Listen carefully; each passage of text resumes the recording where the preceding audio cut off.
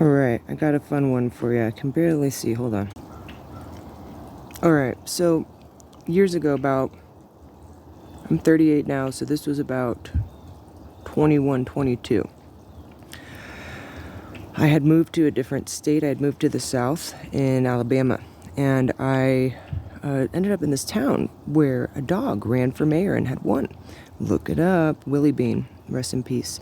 He also ran for president. Anyways, so this particular, I got this job at this coffee shop that this dog was a theme at, and that was where my life kind of revolved around. And one night I was thinking about this friend that I had grown up from my childhood, who I wasn't anywhere near, and I thought to myself, I need to get rid of this resentment that I have towards this person.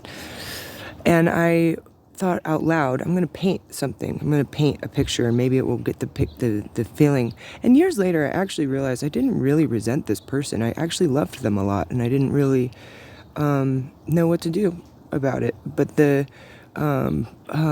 didn't really know what love was, and it wasn't even a romantic love. It was just having a friend, having love for someone.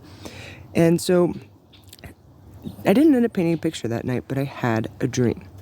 Now, I want to stop for a second. A few months earlier, I had gotten a dog, and I went down to the shoreline. This area had these beautiful shorelines, and I happened to go down to this ocean one day with my puppy, and out of nowhere, this group of older adults came, and I hung out with them for the afternoon, and they gave me this book called The Poet of Tolstoy Park. I never opened it, and now let's come back to this night on this dream.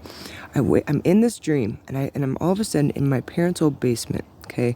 And it fills up with water, and my friend was also in the basement, and so was my puppy. And it fills up with water, and we flush out of the basement, and we go into outer space, and we end up on a spaceship where we are put there with tons of other people in line to be cloned. We passed this graveyard on the left, which isn't scary. We were being cloned because humans had died and they needed to clone more humans because of a sickness. I have a whole song about it and everything. And then there's then we enter into a library, and in this library there's a book for every person that's ever existed. I see one on the left, Missy.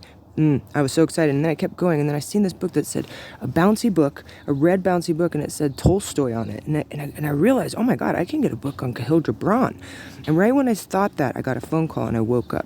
Next thing I know, that morning, I end up down at the museum called Tolstoy Park, which is what the book was about.